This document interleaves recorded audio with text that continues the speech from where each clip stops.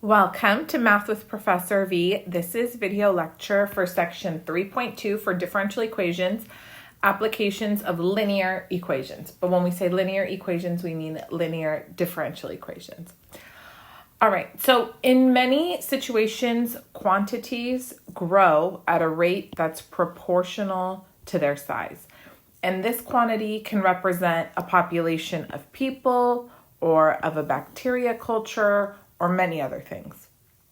And in this case, if Y is the amount, so Y is either amount of bacteria, population of bunny rabbits, what have you, at a certain time, and T is measuring time. And if we also know that the rate of change of Y is proportional to Y, then we say we have the following relationship. We say that dy dt is equal to k times y. Let me break this down for you. So this is the rate of change of y. Anytime you have a rate of change, that means you're looking at the derivative with respect to time. It's an instantaneous rate of change of y. Proportional means it's directly proportional, so there's some constant k times y. It's proportional to y. So we have the following relationship. Now, this is a differential equation. And it's also called the law of natural growth or decay. In this context, the value of k is called the relative growth rate. So let's break down a little bit so we can understand what k represents. Now, looking up above, this dy dt, the rate of change of y with respect to t, that's our growth rate of our population, or our initial amount, right? So the growth rate is dy dt. Let's solve for k from this relationship up above here. So we can see that k would equal 1 over y times dy dt. And remember, dy dt, that's my growth rate. 1 over y is our population or the amount. I'll say population. So if you break down what k is equal to, it's the growth rate times 1 over the population, or it's the growth rate divided by the population. So I'll summarize that here. K is the growth rate divided by our population. And k is basically then a percentage rate of growth.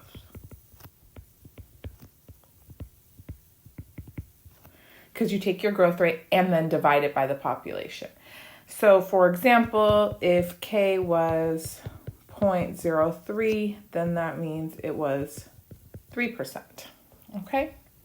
Now, this is a linear differential equation, and it is separable as well. So we could solve it using either technique, either method of solution. So I'm going to go ahead. I'll do both. We don't want to be one-trick ponies over here. Shall we solve it first as a linear differential equation? Yes, why not? Okay, so I'm going to actually move ky over to the other side. That way it's in standard form. So let me solve it first as a linear differential equation, since that is the name of the section and whatnot. So we have dy dt minus ky is equal to 0. So we need to get our integrating factor. Integrating factor I equals e raised to the integral of negative k dt, which would be e to the negative kt. If you don't know how to solve linear differential equations, I have a video. I'll link it in the description. Okay. So that's our integrating factor. Once we have that, we come back, multiply the original linear equation in standard form by the integrating factor. So dy dt times e to the negative kt minus k e to the negative kt times y. That's still all equals 0. Double check, this better be the derivative with respect to t of y times the integrating factor. Let's check. Derivative of y, dy dt, leave this alone. And then leave this alone. Derivative with respect to t of e to the negative kt would be e to the negative kt times another negative k because of the chain rule. Yep, everything's good. Okay, then from here we can integrate both sides with respect to t. On the left-hand side, I'm just going to have y times e to the negative kt equals, antiderivative of 0 would just be some constant. I'll call it c.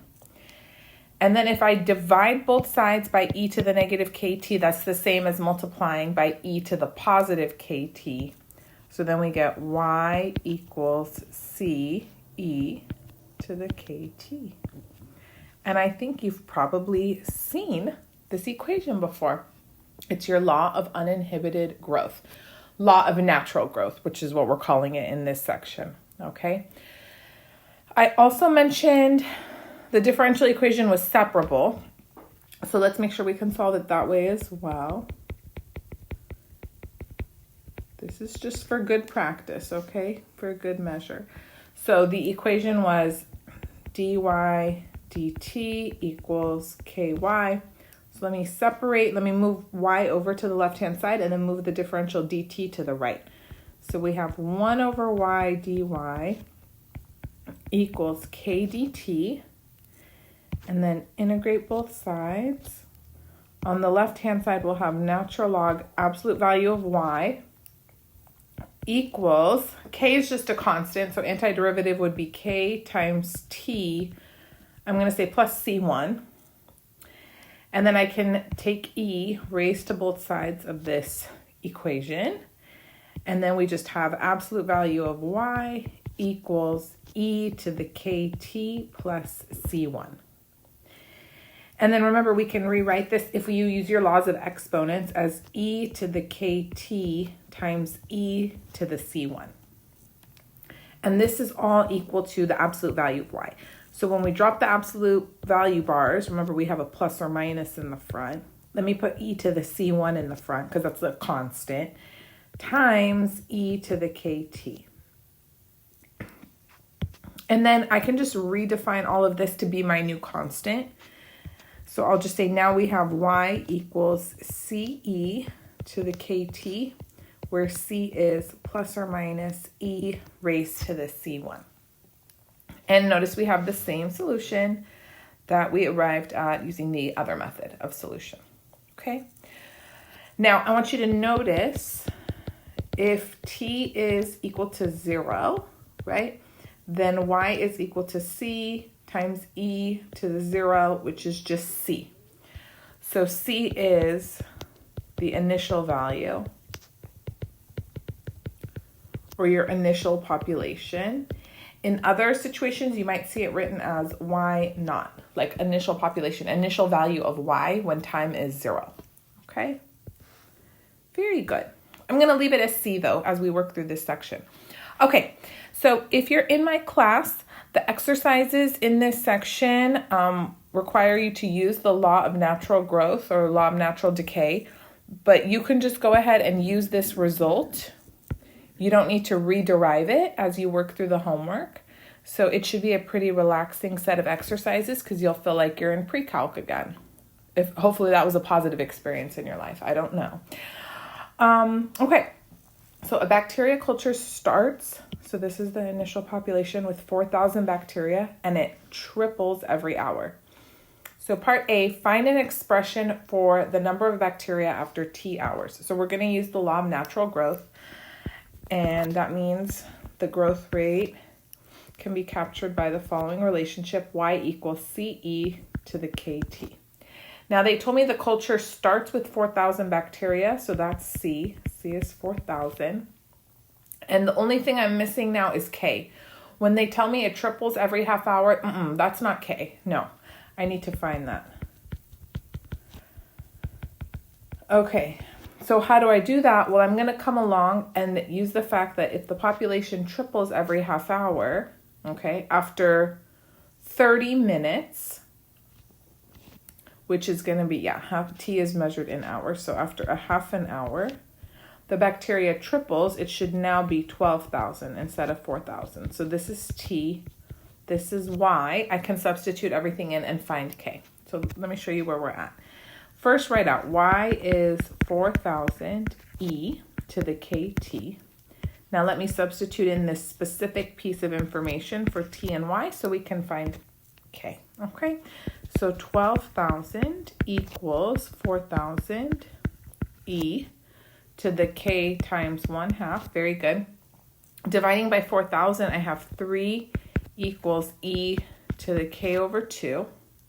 Let's take natural log of both sides. So then we have a natural log of 3 equals k over 2.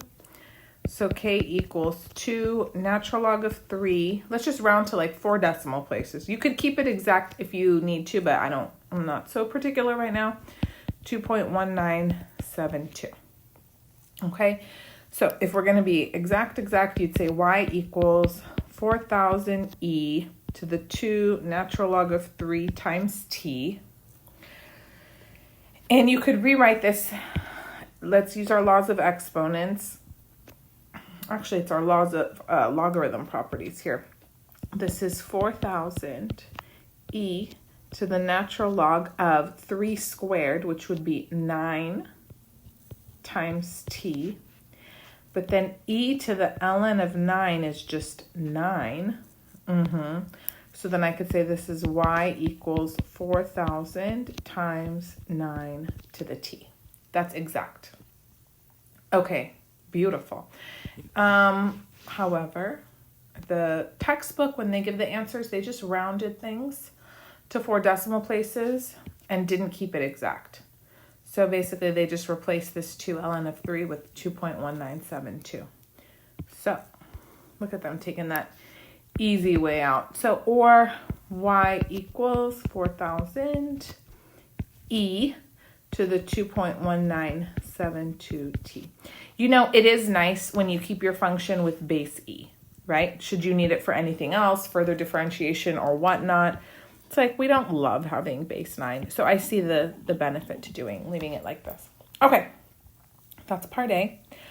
Find the number of bacteria after 20 minutes. Okay, remember T is being measured in hours. So 20 minutes means T is 1/3. Okay, so let's find Y of 1/3. Y of 1/3 is going to be 4,000 E. I'm going to write 2 ln of 3 times 1/3. And then you can just put that all on your calculator, round to the nearest whole bacteria, and you should get about 8,320. Okay? All right. And then last part C. When, so we're solving for T, will the population reach 20,000? Okay. So that means 20,000 is Y equals 4,000 E. Let me use 2 ln of 3 times T since we're solving for T. So dividing both sides by 4,000, I have 5 equals E. Let me rewrite this as natural log of 3 squared times T. Then let's go ahead, take the natural log of both sides.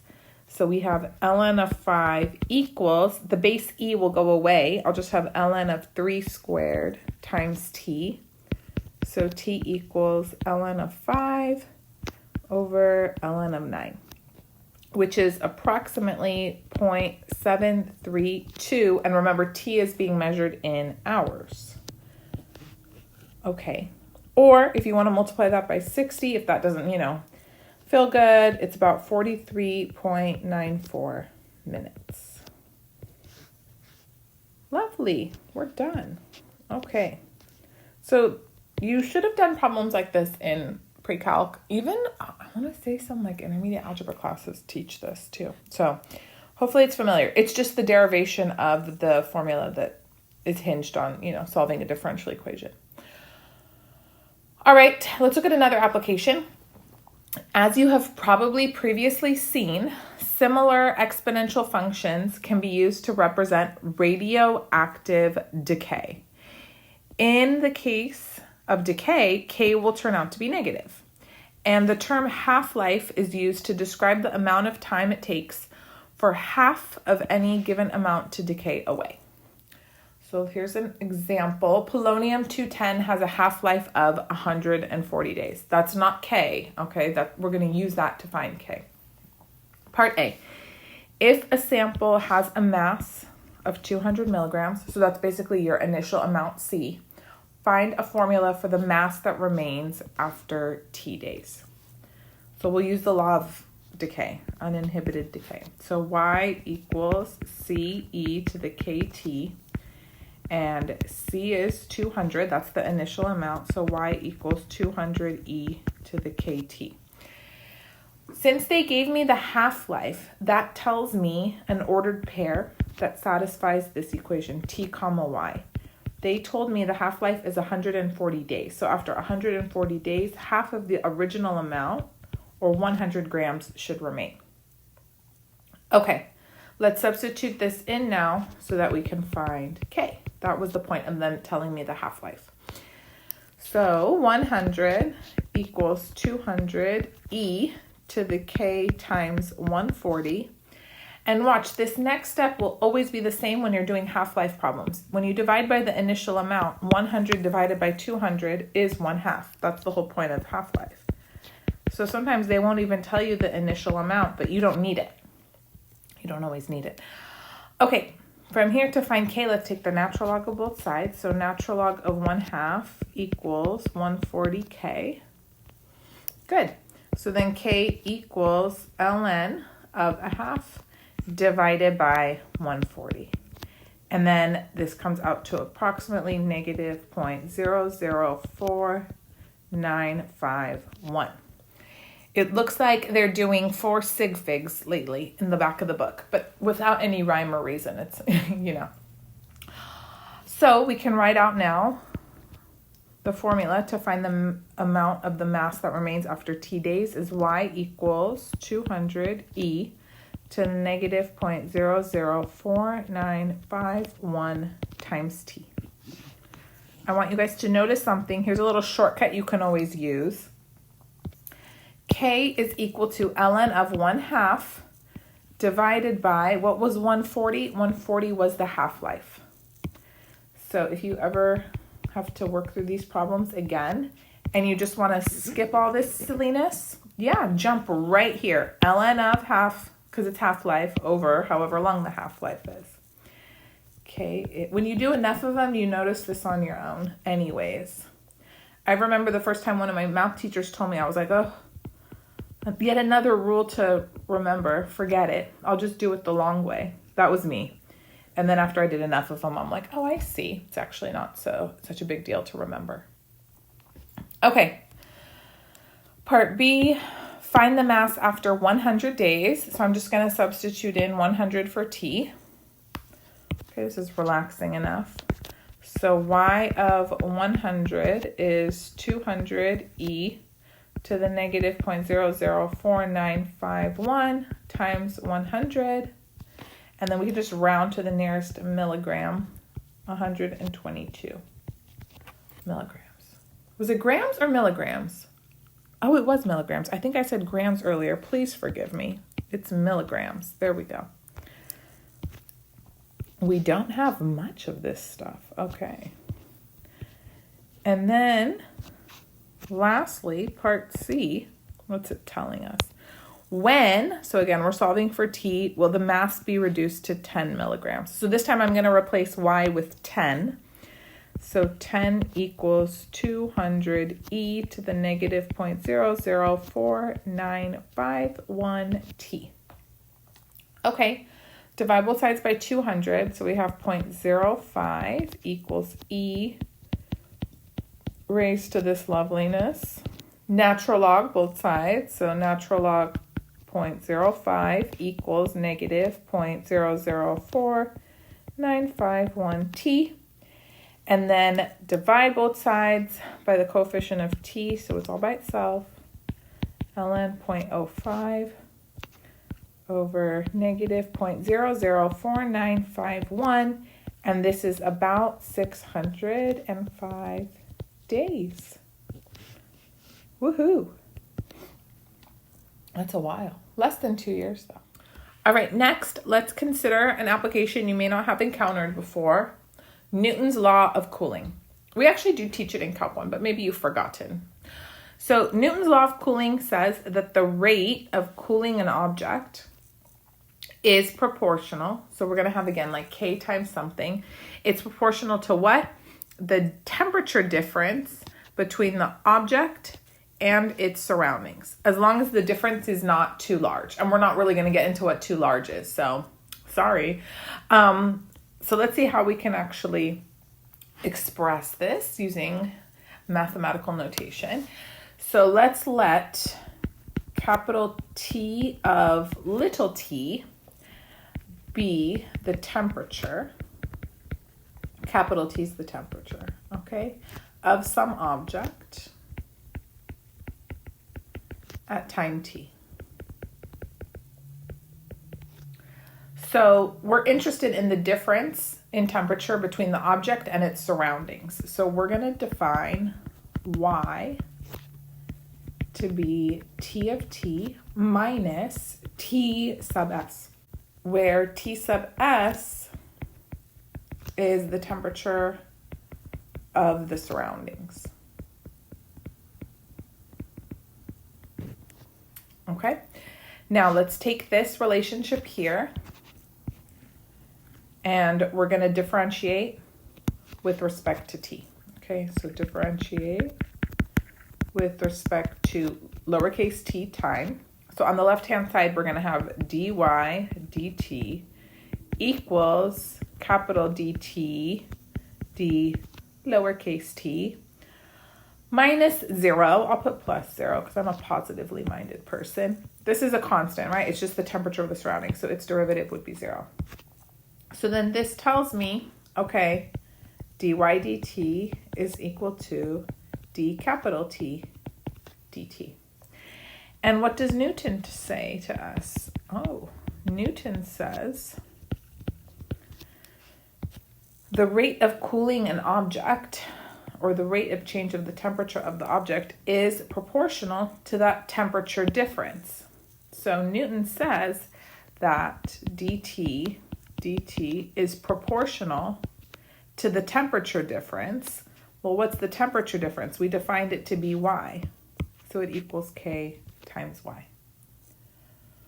Ooh, okay, that's nice. But then remember, dt is also equal to dy dt. So I can say that that means dy dt equals K times y, right? And from earlier, we saw that this differential equation has the solution of the form y equals CE to the KT. That's from earlier. You can cite yourself. You're a reliable resource. Okay, so remember we had that T of t minus T sub s, temperature of the surroundings, was equal to y. Well, instead of y, I'm going to replace it with CE to the KT. And then now we can use the following formula to help us figure out the temperature of an object after a given amount of time. So T of t equals, just move the temperature of the surroundings over to the other side, plus CE to the KT. Okay. Now, who is C? Remember, C is like, it was our initial population. It was Y naught earlier, and Y is the difference in the temperature of the object and the surroundings. So C in this case is initial temperature difference. C is T naught, initial temperature of the object, minus temperature of the surroundings, okay? That's the initial temp. All right, and then for the following exercises, you don't have to rederive this law of cooling. You can just go ahead and use it, okay? Here we go. A freshly brewed cup of coffee has temperature 95 degrees Celsius in a 20 degrees Celsius room. So this is T naught, and then this is T sub S. 5 minutes later, its temperature is 88 degrees Celsius. Okay. Part A. find a function that gives the temperature reading after t minutes. So I'll rewrite from up above in case you forgot. T of t equals temperature of the surroundings plus CE to the KT, and C is equal to T naught minus TS. So in this case, it's going to be 95 minus 20, which is 75. All right, so let's see. I have T of t equals T sub S is 20 plus this is 75e to the KT. The only thing I'm missing is K. I need to find K. Well, that's why they told me here 5 minutes later, its temperature is 88 degrees Celsius, because after 5 minutes, the temperature is 88. This is lowercase t, this is capital T. So we're going to use that now to go ahead and find K. So 88 equals 20 plus 75e to the K times 5. Subtract 20 from both sides, so we've got 68 equals 75e to the 5k. Divide both sides by 75. I'm just going to leave it like that for now. And then we'll take the natural log of both sides. So ln 68 over 75 equals 5k. So then k is ln 68 over 75 divided by 5, which is about negative 0.0196. You guys, I'm doing the same number of decimal places as the back of the book. I know there is no rhyme or reason.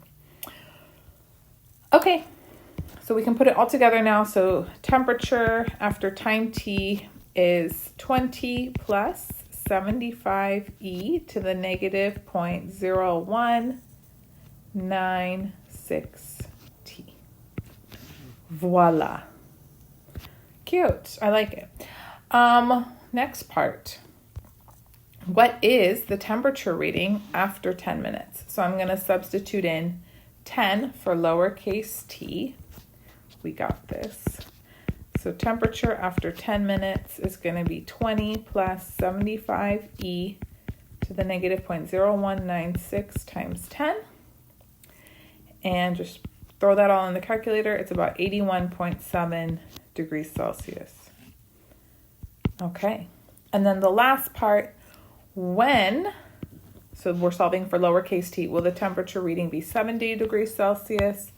So I'm going to set it all equal to 70 equals 20 plus 75e to the negative 0.0196t. Subtract 20 first, so 50 equals 75e to the negative 0.0196t. Divide by 75, it'll be 2/3. Then we'll take ln of both sides. This is getting repetitive, right? Negative 0.01. That's good though. Appreciate it. When you're mildly bored, be like, this is a rare moment in my math career, because shortly I'll be confused and I'll be like, oh man, I wish I was bored again, because at least everything made perfect sense. And this is about 20.7 minutes. I have to tell you guys a story. I'll tell you at the end of the video about my perils when I took linear algebra at university for the first time and how I learned to appreciate being bored. I'll tell you the story at the end. Okay.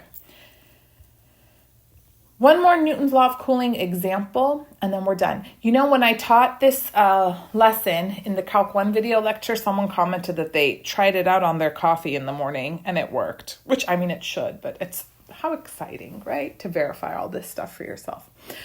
A thermometer in an air-conditioned room reads 70 degrees Fahrenheit, which I think is an inappropriate temperature if the AC's on. Get it at least in the 60s, guys. The thermometer is taken outdoors, where the temperature is 92 degrees Fahrenheit. Holy smokes. After 1 minute, the thermometer reads 81 degrees Fahrenheit. What is the reading after 2 minutes? When will the thermometer read 90 degrees Fahrenheit? This is not a hard problem. There's just a lot of numbers and sentences. Okay, so please don't have a mental breakdown. You can do this. Can you identify what TS is and T naught? TS is 92 because the thermometer was taken outside. So the surroundings are the outside and the temperature of the surroundings is 92 degrees Fahrenheit. Whew. What is the initial temperature? What is the object that we're looking at? It's a thermometer. Initially, the thermometer is reading 70 degrees Fahrenheit, so that's T naught, okay? After 1 minute, the thermometer reads 81. We're going to use that later, probably to find K. So after 1 minute, the thermometer reads 81. That's lowercase t, that's capital T. Then there's parts B and C. What's the reading after 2 minutes? When will it read 90? Don't worry about that right now. We just need to figure out K and have our function ready to go, okay? So remember, T of T equals TS plus CE to the KT. And remember, C is the difference in the initial temperature and the temperature of the surroundings. So that would be 70 minus 92. In this case, it's negative 22. I know. So here we've got T of T equals 92. Remember, that's T sub S minus 22e to the KT. All right. Save this. Now we need to come along, find K. In order to do that, I'm going to sub in 1 and 81 for T and T of T. Okay?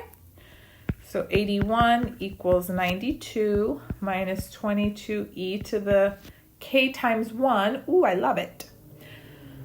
Subtract 92, then we have negative 11 equals negative 22e to the K. So e to the K is 0.5, 1/2. That means K is natural log of 1/2, which is about negative 0.6931. Okay, so we have T of T now equals 92 minus 22e to the negative 0.6931 T. Beautiful. Now, what did they ask for us? The reading after 2 minutes. So after 2 minutes, you're going to just simply substitute in 2 for lowercase t, 92 minus 22e to the negative 0.6931 times 2. It's approximately 86.5 degrees Fahrenheit. And then the last part said, when will the thermometer reach 90 degrees Fahrenheit? Which is almost the outside temperature, but not quite. So 90 equals 92 minus 22e to the negative 0.6931 T. Subtract 92. So negative 2 is negative 22e to the negative 0.6931 T. Divide by negative 22, so 1 over 11 is e to the negative 0.6931 T. ln of 1 over 11 would be negative 0.6931 T. And then divide by coefficient of T.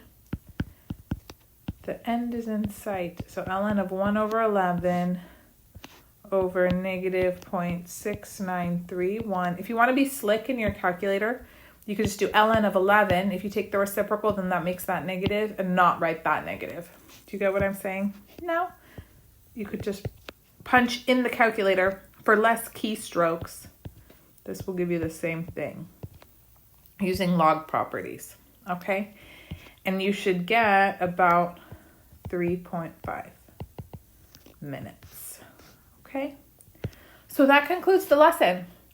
Give the video a thumbs up, subscribe if you haven't already. Follow me on Instagram, TikTok until it gets banned, and whatnot. Okay, here's my story about linear algebra. Are you ready? When I was at university, I had to take like a couple of years of linear algebra. So there was like, the first intro, and then we did like a higher level one. Anyways, whatever. The first course though was super basic. Like it started off with just matrices, row operations, determinants, stuff I had seen multiple times already. And the lecture, it was Monday, Wednesday, Friday at like 2 to 3 p.m. Not a great time, that Friday class, Friday at 2. And I had the sweetest professor, tiny little old man, and he wrote out every single definition. He proved every single theorem. He had beautiful writing, but it was just a tedious class. It was not engaging, and I was bored to tears. And the way it worked at my school was like 50% of your grade was the midterm and 50% was the final. There was homework assigned, but it was never collected. And we didn't do quizzes, no. So I was like, okay, took the midterm. It was the easiest A I've ever gotten. There I was just doing row operations, diagonalizing matrices. It was a breeze. Well, I thought, I can blow off this class here and there. And I started doing that because I was just too bored. Wouldn't you know, it ramped up. It certainly did. And then by the end, I was studying for the final and I just couldn't make sense of things. I did so poorly, I ended the class with a B, and I deserved it. And I walked out of that final feeling like I blew it because of my own stupidity. Had I just gone to class, I wouldn't have been so confused. It's hard when you're just trying to teach yourself half the course in a week or two, because there I was dilly-dallying. It wasn't like I was up to any good. So I learned from that point on to appreciate being bored, because at least it meant I understood what was going on and I was going to do well on any exam or whatever was coming my way. And I hated feeling confused. It's just, I'm sure you can relate. It's an awful, awful feeling. That's why people hate math so much. They say, oh, I hate math. It's because they just don't understand it, and it's so overwhelming. And I think not everyone explains it well. So people just stay confused and then they stay hating math. And math never did anything. When you understand it, it's so beautiful. And I learned that lesson at my first year in university, which is good. So then I never did any of that sort of thing ever again. Even when I had like a game theory class at 7 a.m. one term. And I was there, bright-eyed and bushy-tailed with my Starbucks. I used to get like a cappuccino extra hot. What was my drink back then? Anyways, enough about my life. But enjoy being bored. Moral of the story. I love you guys so much. And I will be back sooner than later with another video for you all. Bye.